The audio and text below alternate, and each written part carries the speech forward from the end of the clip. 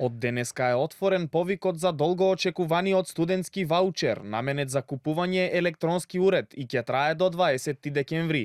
Ваучерите ќе бидат во висина од 15.300 денари за секој студент, а откако студентите ќе го добијат истиот, ќе можат да го искористат и да ги подигнат уредите до 31 декември годинава.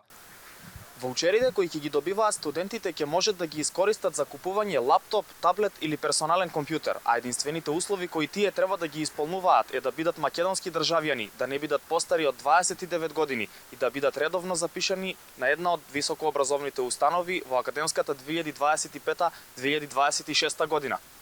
Студентите треба да аплицираат преку Националниот портал за електронски услуги. Според насоките на Министерството за дигитална трансформација, студентите кои се во евиденцијата на МОН треба да се најават на порталот и да ја изберат услугата јавен повик за доделување вредносен ваучер, пошто системот автоматски ги проверува личните податоци, без да има потреба од документи и генерира документ за ваучерот. По добивањето на истиот, студентот само со ваучерот и документ за идентификација може да подигне електронски уред. Чекорите се исти и за оние студенти кои не се во евиденцијата на МОН, само што ќе мора да прикачат и потврда за редовен или вонреден студент од високообразовната установа во која е запишан.